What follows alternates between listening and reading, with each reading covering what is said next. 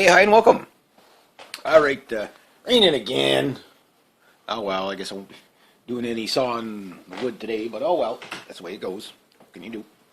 All right, I made this video yesterday, and I didn't kind of like how it came out, so I'm going to do it again. It's kind of a bit of a babble blog. I like my babble blogs because they kind of go all over the place. Just a bit of a state of world news. So, I already forgot the names. I was going to talk about, because this is kind of relevant to like economic stuff. Little Amy, and what's the name of the little baby anyway? Lady stuck in Ontario with a hospital bill of $30,000 because she had to be airlifted from Timmins, Ontario to somewhere else by helicopter, and she gets a bill. She gives birth to a beautiful little baby girl, and of course she gets stuck with a bill, $30,000. There's been all kinds of people donating and stuff like that. But this is the thing, I keep hearing how horrible the Harper government is for doing cuts, but like I say, it's all of them. The Ontario government does a lot of cuts too. And this is the problem I talked about healthcare in Canada, is that you can die waiting for treatment. Ambulances and stuff like that, less and less is being covered by healthcare. And you're probably saying, why is that? Well, this is why I'm all for cutting foreign aid to other countries. Again, $400 million that we sent to the Ukraine, and the millions of dollars and we sent to Israel. God knows, it's probably in the billions. And the millions of dollars we're spending fighting Iraq, and the millions, the $400 million that we give to the Queen minimum. We could have took 30,000 of that and helped this lady and her baby get home. You know what I mean? That type of thing. But you get the idea. She's like one of many cases. It just happens that she got lucky and it got on the news. But it shows you how dire the problem really is. Again, if you're waiting for government to save you or bail you out or come to your aid, I mean, we're really on our own. We really are. If you can get a service that, again, the only people that benefit from the social programming anymore is the government employees. It's getting that bad. And it's been that bad for a while, But it's not just the Conservatives. It's again, Ontario's broke. It's unbroken. So they're making cuts too. Up here in Quebec, same thing. They're doing austerity. So it's kind of funny. The only difference is that the Conservatives come out and they say that they want to do austerity. The Liberals, they don't want to tell you about it, right? So, and then they go and start these crazy new projects promising new stuff. I'd love to see a government say, we're not going to bring any new monies in for anything. We're just going to maintain what we have. Again, the standard of life, quality of life here is pretty good. We don't need to be any more big energy projects. We've got enough of that. We'll just maintain what we have. Make it work better, make it work more efficient. So that's just one little thing there. And the next one is over there in Ferguson, Missouri. I don't know if there was any more rioting last night, but the day before, yesterday there was a shooting. Again, it goes to the core of the race baiting politics that's going on and stuff like that. I'm not saying there isn't problems there, but we have to look at this really, really big picture. Again, the idea of stoking a civil race war, as well as just a regular civil war, you could see it on all fronts. If you can't, again, the police chief come out in Missouri, and he goes, there's people intent on causing riots. That's.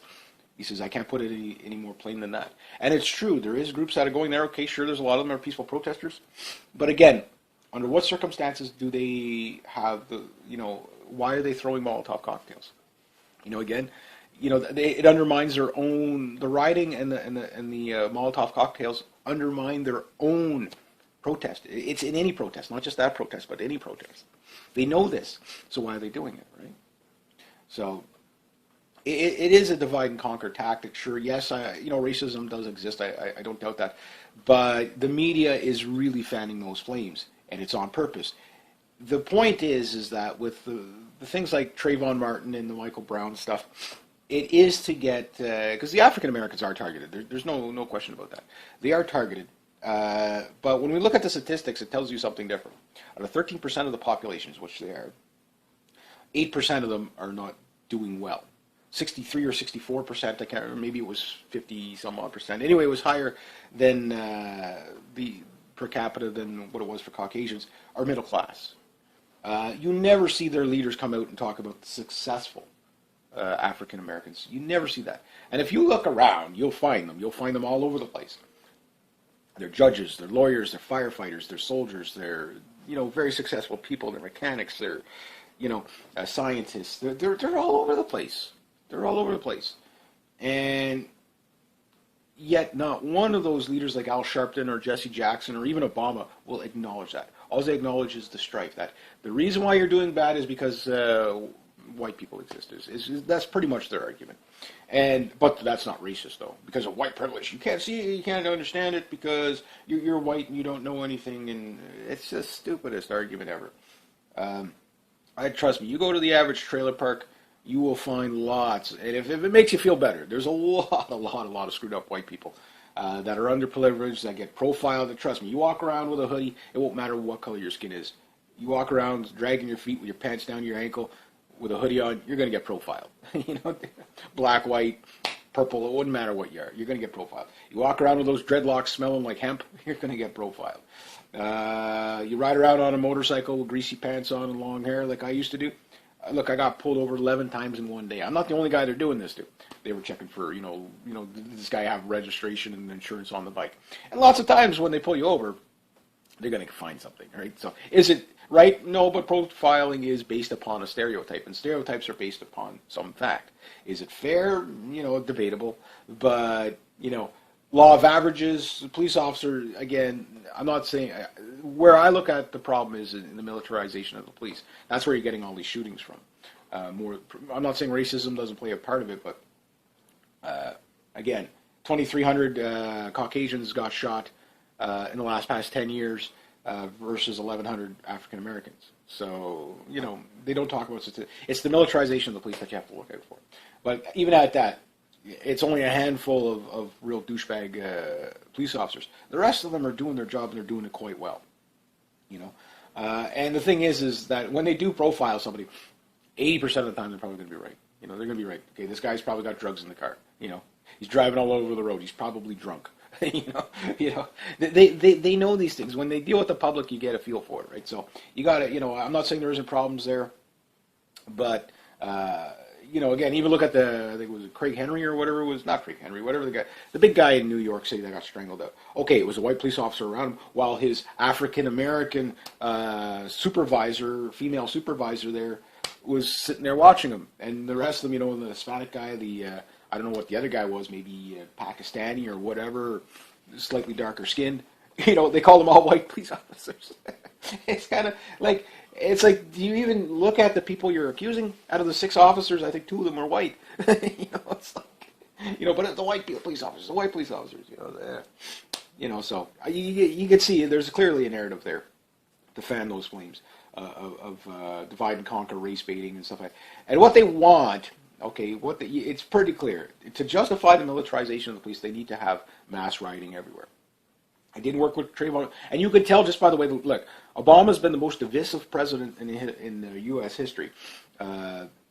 He's just been, race baiting and race baiting and race baiting. Global warming. Well, it's a war against black people. It's just getting out of, and people I think are smart enough. Doesn't matter what color their skin is. I think the average person is smart enough to figure it out. I'm not saying these shootings weren't tragedies. They were tragedies, stuff like that. But now what they're really doing, again, when you create a grievance economy, one of the things you need to do is disenfranchise people. They do it up here with the natives big time.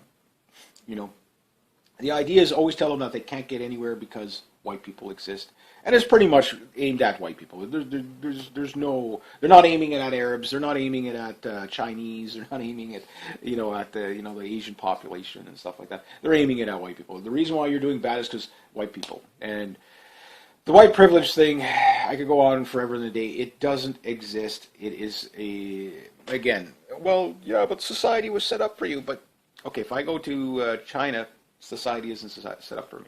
That's not a privilege thing. It really isn't, because look at it this way: no matter what color of skin you come to Canada or whatever, you're born in Canada, it doesn't matter. Whatever the color of your skin is you get pretty much the same opportunities. Blacks can go to the same schools as whites. Blacks can go ride the same bus. They can sit at the front or they can sit at the back. They can apply for the same jobs. Many will get the same jobs. I've worked with black people, so if it was just about racism, there would be no possibility for me to ever to do that. But, some people say, and you do have the type out there that they're not qualified for the job, but they think because they don't get the job, it's because of the color of their skin. Attitude has a lot to do. You come in with a chip on your shoulder, no one's going to hire you. I've sat in interviews before with just white people that come in. It's like there's no fucking way I'm hiring that person. They come in and they're like they're texting on their phone while they're in an interview. I'm like, you can't shut your phone off for that length of time. No, we're not hiring you. No, not a chance. What are they going to walk out of there? Wow, they profiled me or something. I'm not saying that doesn't exist, but you could clearly see that a lot of this are using it as an excuse too. So to riot, to loot, to do whatever. But those are bad enough because they're just taking advantage of the situation. The ones that I fear is the ones that come out with the entitlement mentality. Always, the grievance type that, they're disenfranchised with an entitlement mentality. Recipe for psychopath like you wouldn't believe. Meaning that no matter what I do, it's justified because stuff that didn't even happen to me, but doesn't matter. I could justify it because it's against my people or whatever. I'm not saying there isn't grievances, but again, we have to look at it the way it is. You got these kids that come out and start shooting at police officers, and of course they got shot back. I know one ended up in the hospital. I don't know if they lived or died, but that's the humble beginnings of a civil race war. That's the humble beginnings because that shows you the mindset, and the mindset's everything. So we'll leave that at that. I know there's some people who don't like to talk about race and stuff like that, but I hate it when I hear on the media say, we need to have a conversation about race, but don't say anything because you might offend somebody. At this point, we can't afford to live in a world that's politically correct anymore. It's too dangerous. And it doesn't work out well for anybody.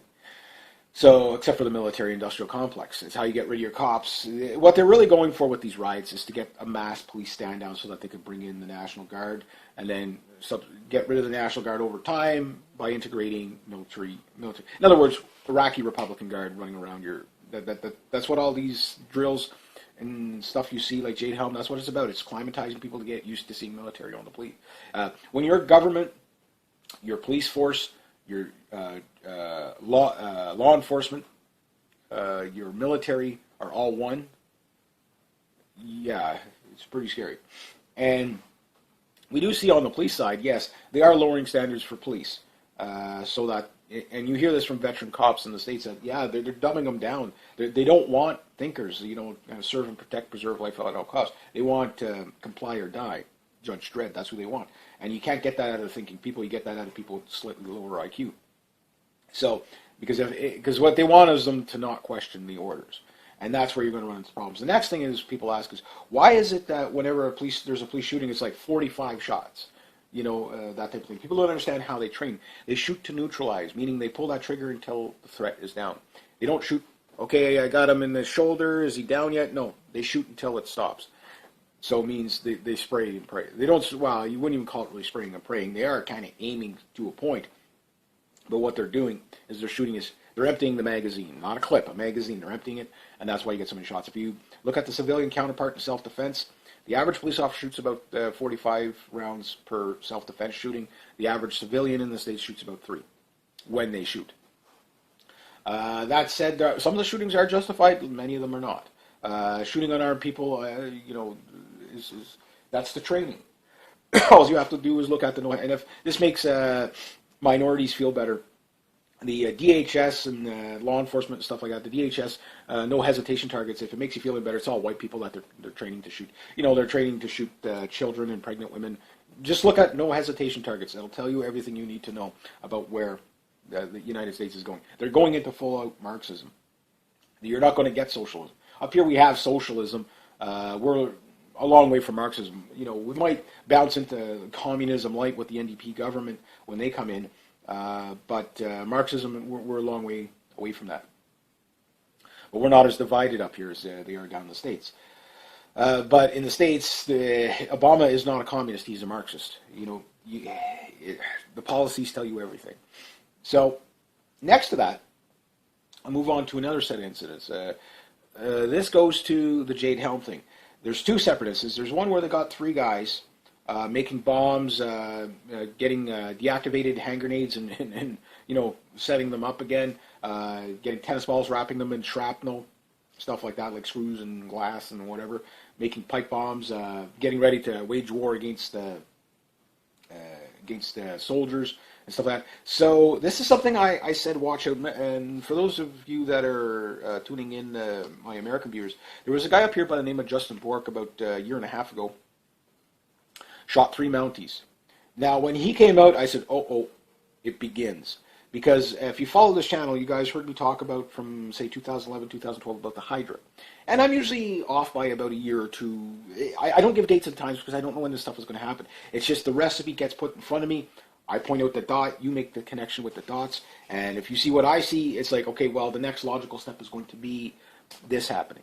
And I talked about the Hydra. And the Hydra, like, referring to, like, Captain America's, the Red Skull, he's in charge of this kind of para-Nazi army that basically, they're called the Hydra. They worship one idea. They click their fists together, Hail Hydra, and you can't reason with them. You can't bargain with them. You can't. They worship one ideology. They're loyalists. They'll die for the cause. Well, this is your ISIS guys and stuff like that, which keep coming out. They are a U.S.-backed proxy army to overthrow Assad, but we're going to get into that a little later. But anyway, point is when Justin Bork came out, he's different than the average active shooter, because the average active shooter, okay, goes out, they're typically left-wing in their voting.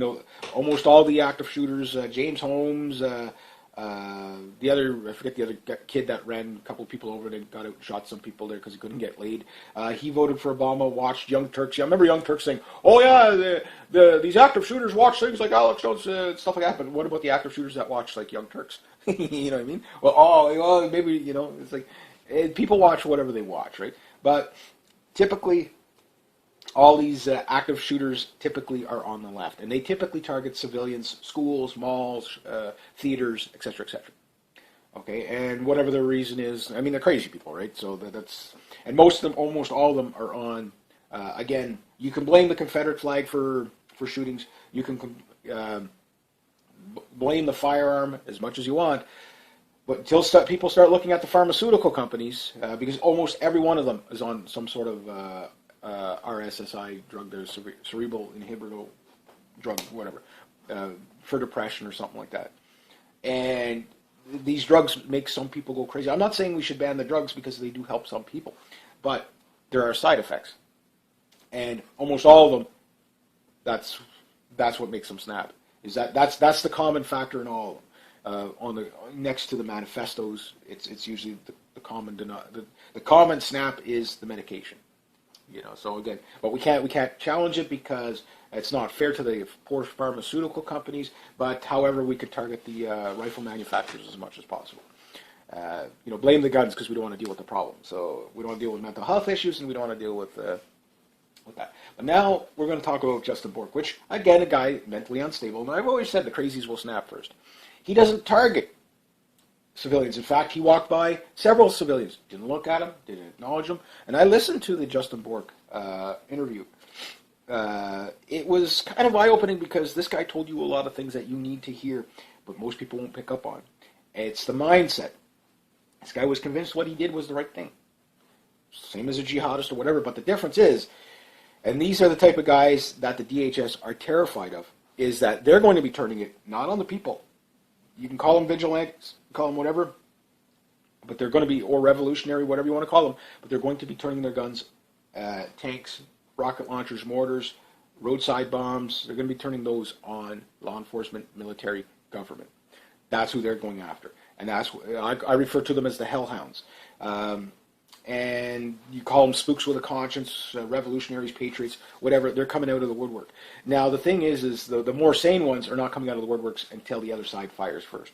So what keeps the peace is, and when the peace gets broken is, I think James Yeager said it best. He says, when you think it's time to bury your guns, maybe that's the time to pick them up. Now, some people will question James Yeager, sure, on a lot of things. But, it is a statement. This guy isn't going to do anything to anybody unless...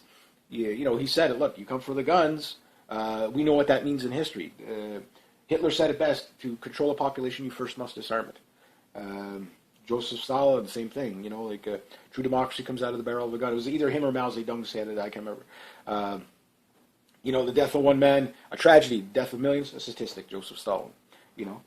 Pol Pot, execute people because they're wearing glasses. They may be educated and they're a threat to the power. You get the idea of how these things think. And every one of these places, you will find people say, We never thought that could happen here. Was a nice place. It's true. It's true. But the second group, these guys actually shot at soldiers during the Jade Helm exercise. This is a provoked reaction. And this is also to get the military to be more accepting of opening firing on citizens, which the majority of them will. You know, there's a lot to say they won't, and stuff like that, but the majority of them, yes, they will. The SS, the Red Army, the Stasi, you know, East Germany, you know, again, we know what they do. You know, the history, you know, could Pol Pot have ordered the execution of, the millions of people? Same with Mao Zedong or Joseph Stalin without the Red Army. They say Joseph Stalin ruled the Soviet Russia with an iron fist. No, he did it with the Red Army. And how? Because they had guns and other people didn't. That type of thing. So with this shooting that happened, I think it was in Louisiana, and it was against recruits or whatever. And it appears this was more. These weren't jihadi sympathists. These were Jade Helm terrified. But that's the whole point of the Jade Helm, is to get it in front of the public to provoke those reactions. Look, the U.S. government and intelligence officers know there are highly unstable people throughout the United States. They're in every country. China has them. The only difference in China, people run around with knives and axes and stab massive amounts of people in the middle of a street somewhere. Then they just take those people rather than treat them. They shoot them. It is what it is. Mental illness is the key issue. Now, are there things like Alex Jones and Dabu 7 making mountains out of molehills on Jade Helm 15? In some ways, yes, but they are covering some stuff that is legitimate. Problem is the more paranoid-minded, take things out of proportion. Look, I'll say this. An Abrams tank, okay, you don't get miles to the gallon, you get gallons to the miles because it's a jet-powered, 1,500 horsepower jet helicopter engine sitting in the back of an Abrams tank. The thing, without the governor on, will do 70 miles an hour. But it's only going to go 60 miles per tank because that 600-gallon tank gets just sucked up, so fast from that powerful engine. So you're not going to take 100 of these things and drive them across the country to get them from one military base to the next. You're going to put it on trains. So they call it the pregnant lady effect, where woman gets pregnant, she doesn't notice anybody having kids, and as soon as she's pregnant, goes, oh, look, she's pregnant too. Oh, she's pregnant too. Oh, look, she's pregnant too. And that happens, And it's the same with the Jade Helm. It's like these, again, even up here in Canada, you watch the cargo trains go by. Maybe once, twice a week, you're going to see military, you're going to see some camo thing on the back of it, whether it's a LAV or a tank or an ADATS. Well, you might not see an ADATS at the pro, but you're going to see military vehicles moving around all the time. Heck, I used to work down the road from D&D, or do engineering, which was part of D&D. I mean, I remember one morning, it was like the ground was shaking while I was walking to work. I turned around, here comes like this freaking tank running down the street. There was an M113. I was like, I waved at the guys. It was cool. So was that military occupation? No, these guys were just doing a test run on a new armored vehicle, right? It is what it is. So you got to watch out for stuff like that, too. That said, is there military, where you need to watch the military movement is the stuff on the streets. That's the stuff. The helicopters flying over your heads. Yes, that's the stuff to pay attention to. Gunship helicopters last year flying downtown Las Vegas and Miami on different occasions, with blanks firing out of Dillon miniguns or the waist gunners. I'm like, okay, that's too much. They don't need that, Number one, it's dangerous for the public to have military, because we've already had a Black Hawk helicopter crash in Jade Helm, preparing for Jade Helm in a civilian area. This is why they have the combat counts. So the public aspect of it is to climatize people to getting used to seeing that, but it's also to provoke reaction for a civil war. It's the humble beginnings. It's not going to happen overnight. It's just going to gradually build and build and build until it snaps.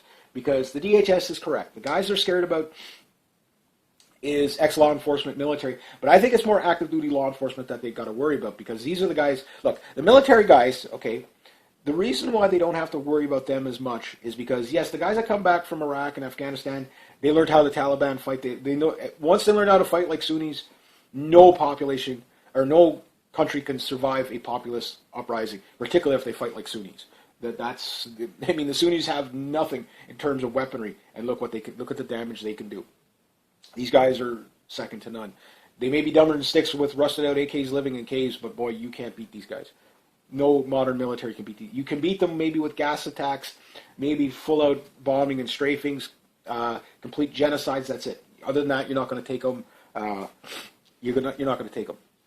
Viet Cong, You learn from the Viet Cong, you've learned from the best. You could bomb the crap out of these guys. Look, B-52s, wingtip to wingtip, bombing 10-mile strips with 100 bombs, 500-pound bombs and 1,000-pound bombs, leveling the Ho Chi Minh Trail. Bunch of guys with a bit of rice in their pack, bare feet running through the jungle with rusty AKs, bag full of ammo, using bicycle to move the mortars, and donkeys. And you couldn't beat those guys into submission, even if you tried. And those kind of guys are going to be the most dangerous, the insurgents. No country can survive a populist uprising, especially an armed one. The DHS knows this. So they are correct. That's why at the top of the terrorist DHS list is not jihadists, it's constitutionalists and patriots. But when you round up the top, like 5, Christians, constitutionalists, gun owners, patriots, whatever, what they're telling you is the constitutionalists, because those are the most likely to be constitutionalists. And the reason why the constitutionalists, because of the Second Amendment. The Second Amendment terrifies governments. I think every country should have it. Yeah, I believe it. Why? Because when they put up the Second Amendment, freedom of speech is the first and most important one. Because whenever it banned freedom of speech, every genocide on the planet, every war on the planet is started with the banning of freedom of speech. You track it back. Find me wrong. You know what I mean? It starts there. You might not notice it right away, but it does start there when you really look at it. It's the censorship that starts that. The Second Amendment was so important. That's why they make it. It was so important that they made it the second one. And George Washington, he was like, well, it'll be 100 years before you have to water the tree of liberty with the blood of patriots. And that's what they said. You're lucky you got almost 300 years out of it. But I'm not saying that it's going to start tomorrow or anything like that. I'm definitely not calling for any violence. But I could see that whenever it does start, the people that are going to be the most dangerous to the DHS, the NSA, the U.S. military, is going to be the law enforcement. And here's why. Because the soldier, okay, he gets barked orders, go do this.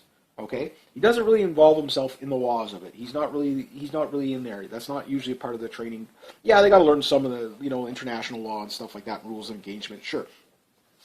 But the average police officer comes in the morning, in the briefing, and the commander comes out and says, hey, okay, today, be careful, be safe. Here's the new rules and regulations we have to comply. It's this part of the criminal code, etc., etc. Go out there and enforce that. And it's the guy that says, oh, I don't want to enforce that, And the litmus test on this was, you have to understand, banning guns is not really what the word. They're not worried about that. They're not worried about the gun owners. They're worried about them to a degree. What they're worried about is the roadside bombs and stuff like that, the makeshift artillery, the rockets, and trust me, it's easy to make that stuff. It really is. 2-year-olds can make this stuff. It is really that easy. And that's what the DHS is scared of. The DHS is a domestic army. It's meant for the people. It's not meant for terrorists over there. It's meant. It's your Gestapo is what it is. So that said, what's going to go on is the law enforcement guys that not only know what laws are unconstitutional, they also have the names of all the people that, they'll be able to track it back right away, say, it was this senator that signed it, it was this guy that did it, it was this guy that's getting us to enforce it. That's the litmus test within, and they're already infiltrated to where they need to be.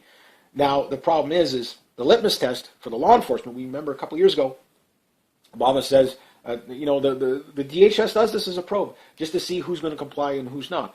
The 400 constitutional sheriffs, guess what? They get taken out right away. Why? They already showed their hand. There was no plan for gun confiscation. If you haven't picked up on it, it's a probe, it's a litmus test.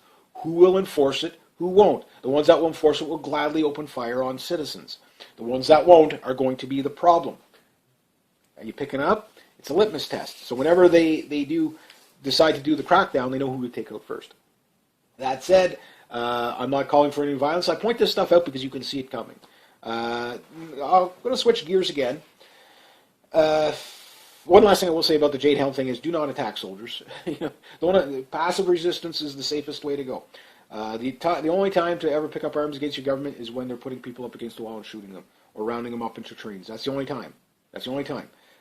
We already see how they do it. We already seen how they did it in Soviet Russia, in China, and in stuff like that. You don't act before you act. You respond to. That's what you do. You respond to. You don't act to. If not, you're just going to be a terrorist. And also, you delegitimize your side of the position. the Clive Bundy Ranch, that we'll finish up with that on this topic, was a perfect example of how to do things. It was a probe, don't get me wrong, it was a probe, but it's the perfect response of how to do things. It remained peaceful. The only people that got violent was the law enforcement, and stuff like that, but they stood down. And that's the way to do it. You win the hearts and the minds of the law enforcement and active duty law enforcement military, you win the country. You pick it up. The DHS, you have to fire them all. The NSA, you have to fire them all. Get them back. You can have a new intelligence agency.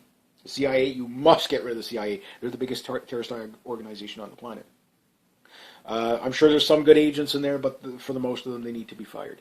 And start with a more transparent, yes, I get it, an intelligence agency has to be kind of secretive to a degree, but a much more controlled, you got to keep a leash on those things. If not, they turn on you. They turn inwards, and that's what they're clearly doing. So I'll leave it at that. So when you see the Jade Helm thing, just understand what it is to climatize people for a new Iraqi Republican Guard style government.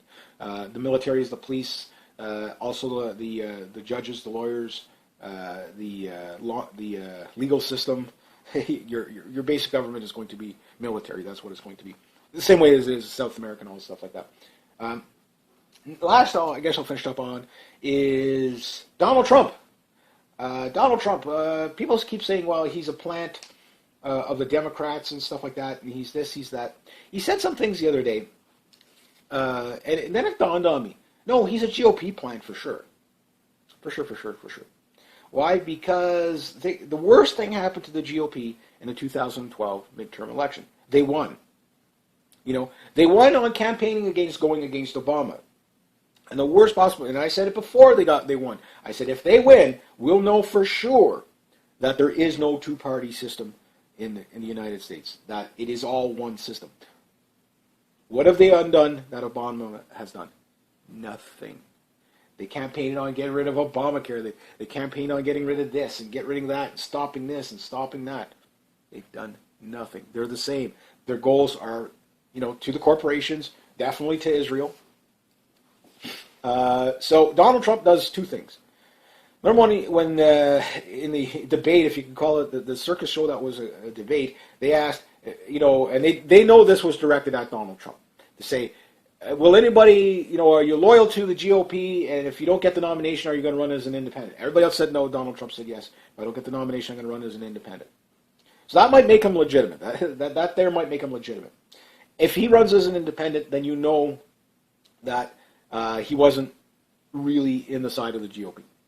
Now, the GOP is not going to give him the nomination, and if they do, if they do, the reason why they're doing it is to lose the election.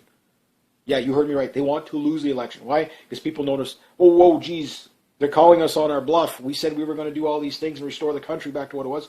Oh, and we're not going to do that because Obama was doing such a good job for us. You see what I mean? They don't want their asses handed to them. So the people have picked up that it doesn't matter which way you vote. So the other thing is right now we see the Megyn Kelly thing. Like, it's such a non-issue. You said this about women and stuff like that. Donald Trump comes and said, and his strategy is working because people see him as strong.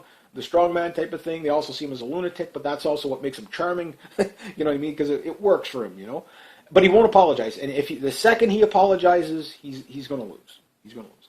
But what I'm thinking, like, again, you could see that that's the news of the day. Is Megyn Kelly's got butthurt because of the questioning. But it's like people see the sideshow. They don't care about that. Go back to high school. I mean, they know it's was done to be politically correct and to get that cultural Marxist apology that they so thrive on. Never apologize to a cultural Marxist. I'm not calling Megyn Kelly a cultural Marxist. She's probably furthest from it, but she has dictated the narrative to go after Donald Trump. So what they're trying to do, there's a two-pronged agenda there. Number one is all the lefties that see that, oh my God, we can't vote for Donald Trump because he's a misogynist and he's going to be bad for women. And I believe Donald Trump is probably not going to be the worst thing for women. I think internment camps are going to be the worst thing for women. That's what I think. And that's coming under the GOP or the Democrats. That said, if we see a two-horse race, which it's most likely going to be a two-horse race. Jeb Bush and Hillary Clinton, if it comes down to that two-horse race, then that tells you, yes, Donald Trump was the real deal. Like Ron Paul. Ron Paul was your moderate. He was, you guys missed that bus. Yeah, I didn't agree with every single policy of Ron Paul either. Ron Paul, he's probably your best option because he's an actual moderate. You wouldn't call him hardcore one way or another. He's your best bet. Will he fix the system? No. Maybe they might give him the system to let it collapse on a libertarian watch, because if they did, then what would happen? It'd be very, very clear. Nobody'd ever vote libertarian again in the masses. And that could be a desired effect. But not enough people vote libertarian yet. So, Rand Paul, I don't think they'll give it to him. It's Jeb Bush or Hillary Clinton. Those are the two options that you have. So when it comes down to that two-horse race, we know that if Donald Trump runs as an independent, they're going to have to do something. They're going to have to do something to take the wind out of his sails. I don't know. Because they can't demonize him. The people aren't buying it. They're not buying the buffoonery, political correctness, and stuff like that. Sure, the cultural Marxists and the so-called progressives, but they're stupid anyway. Yeah, they're great thinkers when you tell them how to think, but they're lemmings. They'll jump off. They can't think for themselves. They can only think the way they're politically correct told to think. They're brainwashed people. And I notice a lot of people that watch my channel consider themselves progressives. If you're watching my channel and you're still watching my channel, it's probably because you might be in favor of some social programs, but a progressive nowadays means modern communist. These people don't want to think. They use feelings to think. They don't use their head to think. That's what I'm referring to as progressive, because that seems to be everybody the social justice warriors and stuff like that. I call them the communist student, whatever. They're always we think and we believe, and it's always all the feelings stuff. These are the people that are going to vote for Hillary Clinton. There are going to be women that will vote for Hillary Clinton just because she's a woman. Progressives will vote for Hillary Clinton because she's a woman. No matter the death and destruction that happened to Libya, the Libyan people did not deserve that. Muammar Gaddafi was right. Sure, he's a dictator, so is Assad. But look, he said it best. You overthrow me, the Middle East will be... He was stability in the region, the same as Saddam Hussein. There's people that miss Saddam right now, as bad as he was. He was stability in the region. And you have all these Libyans and other people flooding, and Syrians, millions of them. You got over 1 million refugees. You got millions of people starving to death in Libya and in Syria because of U.S.-backed proxy army, ISIS, Free Syrian Army, which they're going to put, I think, a Free Syrian Army guy in charge of the country after they overthrow Assad. If they're able to do it, because the Russians might be stepping in on this one. The Russians are playing hardball behind the scenes. So, when I get to my last thing between Russia, Ukraine, and Syria, you're going to see something and it kind of is lining up to the stuff I said. But anyway, long story short, the bottom line is you've got, 400 people that drowned this week in the Mediterranean because of the policies Hillary Clinton, when she was, the secretary or vice president, put in. And this also goes back to about the whole lot of them. Crimes against humanity. You have millions of people. You got 11 million people flooded into Germany. They've got the military out. People are attacking the refugees. The refugees don't know what to do. There's no place for. There's so many of them coming in. There's no place for them. You've got people floating in the Mediterranean as we speak, trying to get. They're starving to death. You feel bad for the people. But on the other side, they're flooding into countries that are broke. Greece, Spain, Italy. They can't handle these refugees. They've already got crises of their own. The massacre it's going to lead to there, the genocide, there's going to be a populist uprising there. Call it a crusade because of the ideology difference. It will be a part of the 10th Crusade is already well into play, but it's taking place in Europe, not in the Middle East. The Middle East is something different. The Middle East is basically is part of the World War III thing. So you can't confuse the two. Those who follow my channel know what I'm talking about. But anyway, the last part is that you've got all these dead people floating around in the Mediterranean, and yet Hillary Clinton still walks free. George Bush, again, no weapons of mass destruction, so it means the war was a lie. My bad. His official comment, my bad, walks free. And Jeb Bush, how much better is he going to be? War, more war. Israel wants to wipe out the Middle East. Have you not figured it out? Look, jihadists, ISIS, Free Syrian Army, they hate Israel with a passion. It's their number one enemy. But yet, not a single war going on in Israel. Other than the Palestinians and the Israelis, but The fact that ISIS doesn't turn their guns inwards that way, no. And why? Because they're treating the ISIS guys in their hospitals. Why? Because they're trying. It's a proxy army for Assad. Even RT is pretty much saying the same thing I'm saying, and you could take them a grade level above me for what they're saying. Now, I'll finish up with this: is Assad okay? Is still holding on. We know that.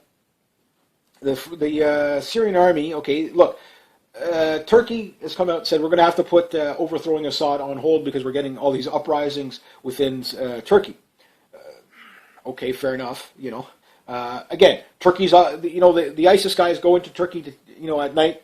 In the morning they put it in their punch card, they cross into Syria and they go fighting, whatever. But yet, you've got to fight ISIS wherever we find them. Make sure we blow the crap out of them in Iraq and Syria. But don't touch Turkey or Israel when they go in there. I wonder, right? So we see the propaganda. We're also seeing, just the connections between the U.S., the CIA basically arming the ISIS guys. I mean, you find all these not old M16s from the Afghan war or Iraq war. No, these aren't beat up M16s. These are brand spanking new M16s. They're not worn down. These are even older M16s from like Vietnam area. They're not getting them from the Middle East. They're not getting them from soldiers. The weapons are coming in from the U.S. How they're coming in doesn't matter. But the problem is that yes, there's too many people getting caught with their hand in the cookie jar. You had a CIA agent, State Department agent or whatever he was on RT saying, "Look, we said right away, don't arm the Free Syrian Army. The ISIS Free Syrian Army is joining up with the ISIS guys because it's the ideology. There's different tribes that want to be in charge of it, but sure, there's the ideology." So at the end of the day, this guy said, "Look, we made recommendations to the State Department to not do this. That it would be a bad idea. It would lead to mass sectarian violence." They ignored it. So it was the plan all along. And he even admitted, "Yeah, we've been arming them. Throwing weapons." And this goes back years and years and years, long before the Russian-Afghanistan war. I mean, the Americans have been dumping weapons in the Middle East for forever. At least minimum early 1970s, maybe even before that. We can go back to 1948. How do you think Saddam got into power? Israel, how do you think it became a state? You know what I mean? 1948 was a vintage year, we'll say. And it couldn't have happened without, the help of the West, right? Bin Laden, he was CIA trained. So you think they're telling the truth now that we have nothing to do with ISIS? And look, the Obama administration. Oh, we're now going to put Assad's stuff on the target list if they attack us. The reason why they've done that is because they're already doing that, and people are noticing. They're saying, "Well, you got these ISIS guys over here, but you keep attacking the infrastructure, the Syrian army's infrastructure and tanks and stuff like that. Why are you attacking them? They're not attacking you." Because the goal is to overthrow Assad. That's it. So we're going to wrap this up by flipping over to a deal that may or may have not been made. And if you're Ukrainian, you're really going to want to know about this. Ukraine is going to be thrown under the bus. So the deal is, what does the United States want more? Or what does Israel want more? The Ukraine or Syria? Well, Syria, the reason why they want to take out Assad is the chemical weapons is a big threat to Israel. If they attack Iran, Syria might come to the aid of... would have came to the aid of Iran because of the pact between Iran and Syria. So that's why all this destabilization is going. So really what they have to do is take out Syria first so that they can control Syria as a battleground and keep them away from Israel. That's the goal. So after Syria falls, once Assad and his army falls, the genocides that are going to take place after that. I mean, it's already genocidal now. Iran is next. The goal is to go to war with Iran, period, end of discussion. This peace agreement allows them to, the non-nuclear weapons deal, allows them to go to war with Iran. The Israelis got to where they want. All they have to do is make some sort of a weapon. Doesn't matter what the weapon is. They start their weapon. Iran starts its weapons industry. They're going to war. I think they signed it and then caught on what they did after. Now they're trying to back out of it. If the Iranians are smart, they don't sign anything. Never sign anything. Stall, stall, stall. The Israelis are going to do a preemptive strike on Iran at some point and get the U.S. military to come in and intervene. And they will. They will. They'll have no choice. But this will create so much hatred for the U.S. and Israel. Israel's days are numbered anyway. They've pissed off too many people. They really have. And again, I have nothing against the Israeli people per se, but their government is a Zionist government, and they're lunatics. And the Zionists, or you can call them neocons in Washington, are warmongering. All wars are in the Middle East. All wars are bankers' wars first, but all wars are for Israel. Again, if you understand how Zionism works, they don't look at the rest of us as human beings. So I'm not saying all Jews are bad. Most Jews are probably not even in favor of Zionism. So you got to make the distinction. And Zionist doesn't necessarily mean just Jew. It also means Christians. There's Christian Zionists as well. It's a supremacy movement, unfortunately too well funded. At least with the KKK, you know what they're up to. With the Zionists, is very covert. So anyway, that said, Russia, Putin may have been talking to Obama about making concessions on Ukraine in favor of Russia. So maybe what they might say is, okay, well, we'll take the rest of the Ukraine, and or you could have the eastern side of Ukraine, and this is what I'm speculating, is you could have the eastern side of Ukraine, we'll get Poroshenko to pull those guys back, and you give us Syria. So it depends, because what has Russia come out and said? They're ready to send 2 battalions into Syria. Yeah, so they're paratroopers. So they're going to send Spetsnaz in there. Now, you have to understand, yes, the Afghan war didn't work out well for the Russians. They weren't prepared for that kind of a guerrilla warfare. If you've seen how Spetsnaz trained today, again, they learn from the best. You fight like a Sunni with the backing of the Russian Federation behind you. We start troops at this side of country. Say hello, Iran. How are you doing today? We'll see you in 2 weeks. We roll tank, we find jihadi. Boom, no more jihadi. We fly helicopter, we strafe jihadi. They're going to run them into the mountains. That will allow Assad's troops to move with the Russians. They'll come around, they'll block off the Turkish border. Then the people in Turkey won't have to worry about fighting the ISIS guys, because they're going to be dead there. They're going to cross that border once. They cross it coming from Turkey, they're going to get blasted. They try to get back, they're going to get slaughtered. Turkey won't even have to worry about refugees. Why? Because, well, Russian Spetsnaz training dictates if you have 12 hostages and 2 terrorists, you bring 14 body bags. Problem solved. No problem. No more terrorists gone. Look, these people collaborators with terrorists. They stand in front of terrorists while we shoot. These stupid hostages, they collaborate with terrorists. We fix problem. That's the way the Russians work, if you haven't figured it out by now. They take no prisoners, you know what I mean? They can't afford them anyway. But neither do the jihadists. And I don't discount the ISIS. I mean, these guys are U.S. trained. So, and just listen to the jihadis themselves. They'll tell you where they're getting the training from. Oh, there's 4,000 trained up in Jordan. They're making $400 a week off of U.S. taxpayers by an Obama regime that trains jihadis to fight Assad. Of course, these are the Free Syrian Army, like McCain's buddies. Again, almost all the head honchos of ISIS sitting in photo ops of McCain in the past couple of years. No, these are my friends. We got to bomb everybody. Where's my F4 Phantom? I need napalm. Freaking guy's going to short circuit. Give him his freaking F4 Phantom. You know what I mean? But anyway, I digress. So we'll have to watch and see what happens there. But if a deal's not made, we'll probably see Russian troops in Afghanistan. I think the Syrian army will probably appreciate that. But you have to also understand, too, it's more beneficial for Russia not to fight it unless Assad's going to lose. And this is a typical Russian tactic, too. When their side is starting to lose, that's when they intervene. They intervene just enough to keep it going, and then they back out. Why? Because they don't want to take heavy losses. And here's the thing, okay, the Obama regime, they hate Assad. Sure, great. But you have a whole army that was there willing to fight. But no, that wasn't good enough. We have to overthrow Assad and the Syrian army. But the Syrian army, if we would have backed them, you wouldn't have to. They would have taken out ISIS. But anyway, we see what the agenda is. The agenda is to take out Syria. It's not to take out. It's not to kill ISIS. And what I hate is when my soldiers and U.S. soldiers come back blown apart for a war that is a lie. I mean, you got honorable men and women serving to protect, not realizing that they're just being pawns in a game for a few globalists and bankers in Israel. So that's, again, the way I see it. Maybe people say, no, that's not true. But again, you can listen to the jihadis. They tell you who trains them. CIA, Rambo of Iraq. Yeah, he's fighting against Assad and Syria, or against ISIS, so to speak. But he was trained up by the CIA, and he used to be on the CIA's #1 terrorist watch list. You know what I mean?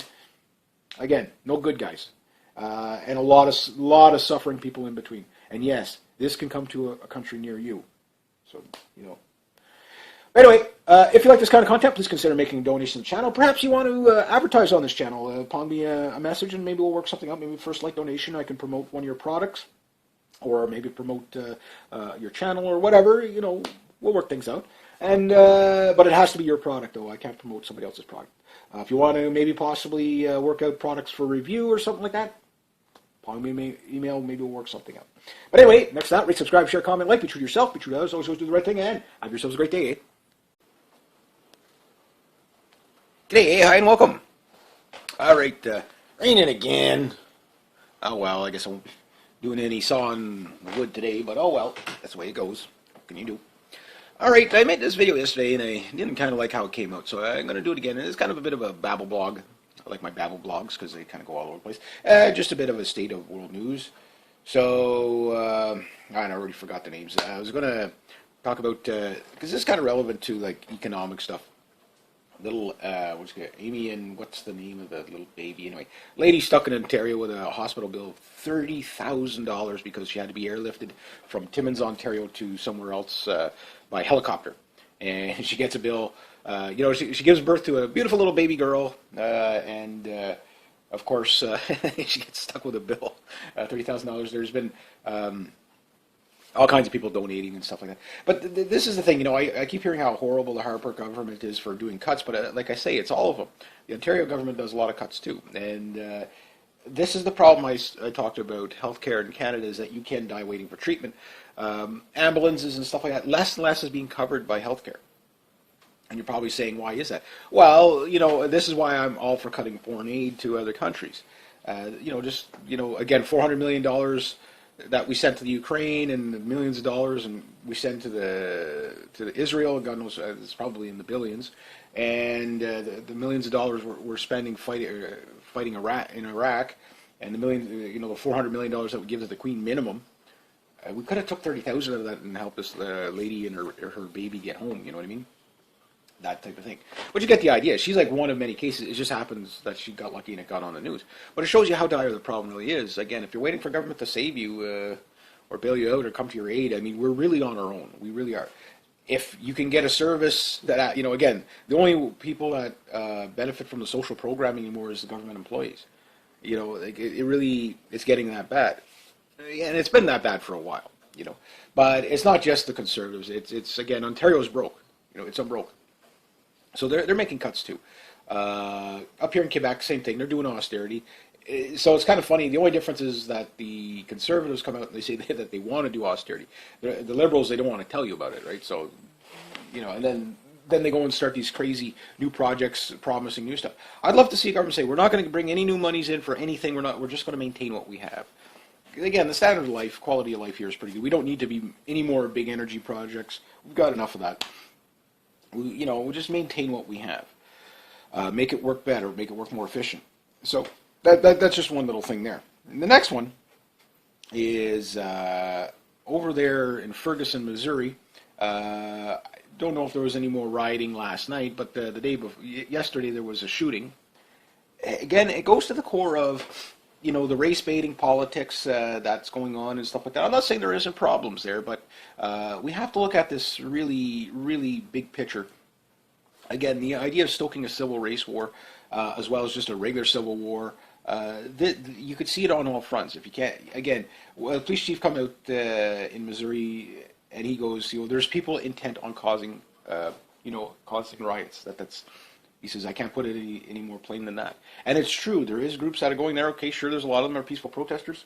But again, under what circumstances do they have why are they throwing Molotov cocktails?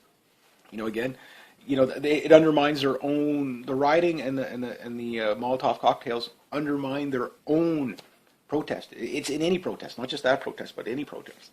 They know this. So why are they doing it, right? So it is a divide and conquer tactic. Sure, yes, racism does exist. I don't doubt that. But the media is really fanning those flames, and it's on purpose. The point is that with the things like Trayvon Martin and the Michael Brown stuff, it is to get, because the African Americans are targeted. There's no question about that. They are targeted. But when we look at the statistics, it tells you something different. Out of 13% of the populations, which they are, 8% of them are not doing well. 63 or 64%, I can't remember, maybe it was 50 some odd percent. Anyway, it was higher than the per capita than what it was for Caucasians, are middle class. You never see their leaders come out and talk about the successful African Americans. You never see that. And if you look around, you'll find them. You'll find them all over the place. They're judges, they're lawyers, they're firefighters, they're soldiers, they're very successful people. They're mechanics, they're scientists. They're all over the place. They're all over the place. And yet not one of those leaders like Al Sharpton or Jesse Jackson or even Obama will acknowledge that. All they acknowledge is the strife. That the reason why you're doing bad is because white people exist. That's pretty much their argument. But that's not racist though, because of white privilege. You can't see it, you can't understand it because you're white and you don't know anything, and it's the stupidest argument ever. Trust me, you go to the average trailer park, you will find lots, and if it makes you feel better, there's a lot of screwed up white people that are underprivileged, that get profiled. And trust me, you walk around with a hoodie, it won't matter what color your skin is. You walk around dragging your feet with your pants down to your ankle with a hoodie on, you're going to get profiled.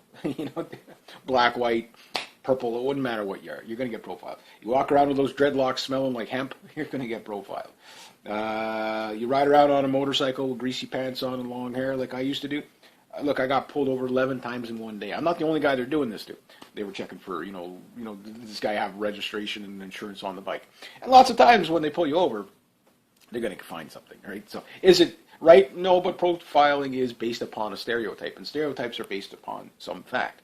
Is it fair? Debatable. But, law of averages, the police officer, again, I'm not saying, where I look at the problem is in the militarization of the police. That's where you're getting all these shootings from.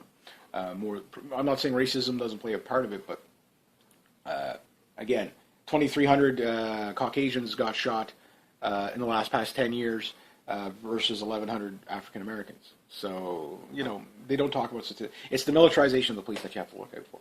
But even at that, it's only a handful of real douchebag police officers. The rest of them are doing their job, and they're doing it quite well.